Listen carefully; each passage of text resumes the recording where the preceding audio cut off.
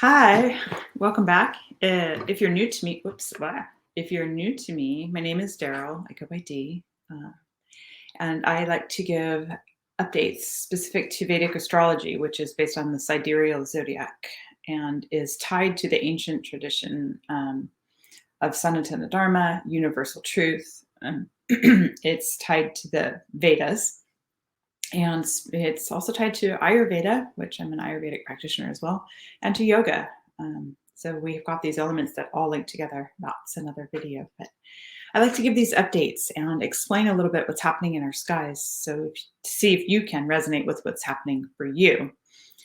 Understand, though, that each chart is very specific to each individual because it's based on where you are on the earth at the time that the planets were moving, when you were born, and it creates this blueprint for what's going to unfold in your life based on these cycles that are specific to you. It starts with the moons, but it's called a dasha cycle, and very specific to you.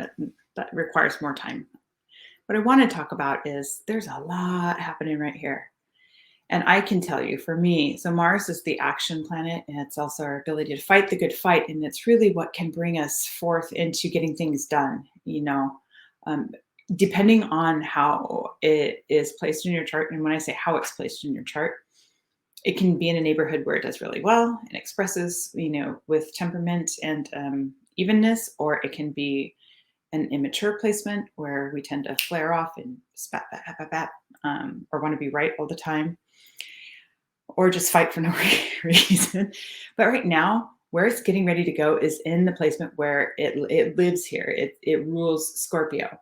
And you can see this is the transit, right? And so as it crosses over where it belongs, it feels a little bit more full and in alignment. However, connected to all these other planets here, it can create a little bit of excitement. So it's something to think about when we see these four, the moon. And actually, I wanted to talk first and foremost about where we have a solar eclipse and not visible to our eyes. But so that means that we get a little bit cut off from our identity. And the solar is the sun. And this is where we are connected to all things. It's how we feel specific to our confidence. It's our power. I love to think of it as the Atman, the one without another. There's no other like this, right? But again, depending on where that is in your chart and how it's expressed, hits us a certain way, right? For somebody who has sun in their first house, they're going to be very confident, and depending on the dignity and what that house is, where it is, and what sign it's in, it can give you this really powerful sense, or it can mean that you have little confidence, depending on how it is. Anyways, that's a whole lot of talk about that. But this moon, Ketu, sun, and Mercury, let me just talk about this. So the eclipse means that we're a little bit shadowed from something. Ketu is exalted in this placement, right? And it does really, really well here. It's been here for quite some time. And it's really about bringing forth things that we couldn't quite see before. So the moon, our sensitive, the area where we're being sensitized to what we're experiencing right now in Scorpio. Scorpio is about these deeper meanings and truths as we see them, the hidden fears, underlying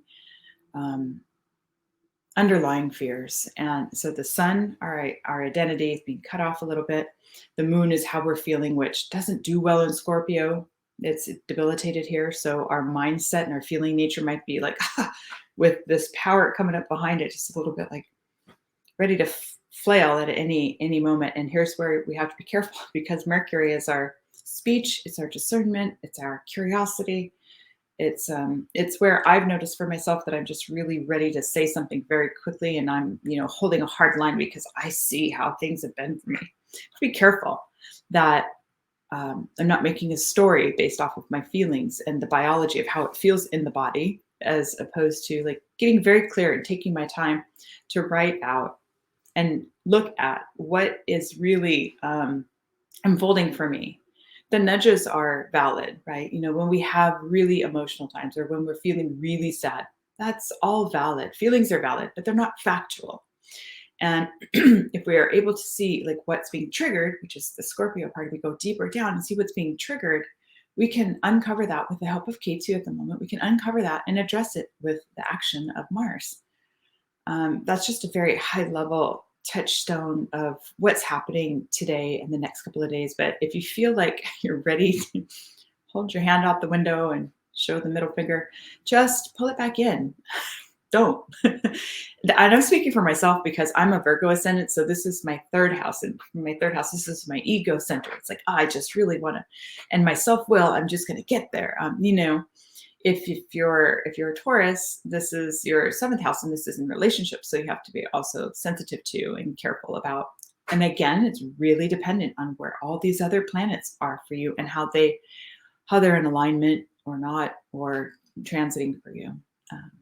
I think that's all I want to talk about right now, but just there's a lot coming up this month. I'm going to address that later in another video, but I thought for today, just recall the new moon is a retreat of the light. So it's best to go inward. And as we're digging deeper and we're looking, be careful not to look outside yourself to try and fix things or address things, but really come back into our true nature, which might feel a little surprising or cut off, or maybe it will really be revealed to you exactly what it is that you're standing for or want to feel connected to, and make that in alignment. Try to draw it in alignment with your highest purpose. You can say this or better, or you can ask for guidance when you're quiet in meditation. This is the best time to do something like this.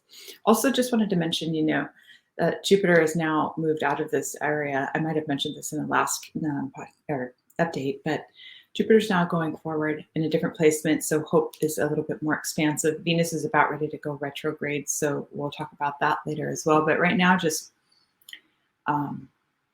don't seek your happiness outside yourself. Come to center, calm down, do maybe a little physical practice. If you're ruled by Mars or any of these planets, just remember, this too shall pass and all is fine, right? Nothing's happened. So hang in there. And if you want to get to know me, or you want to get to know about Vedic astrology or Ayurveda or anything related to these Vedic sciences, please reach out to me. I have an Instagram at Soul Sankalpa. You can email me. Oh, I meant to do this little thing too, this banner, I think. Or you can email me or connect with me. And I'm here to answer any questions that you might have. I know it looks complex, but the reality is, like, we're just humans on this planet, and connecting in spirit and bumping along with each other to get feedback to grow in a spiritual way. So hang in there. We've got this. Okay. Talk soon, and thanks for showing up for me. Please feel free to share, like, subscribe. I'm happy for all of that. Thanks.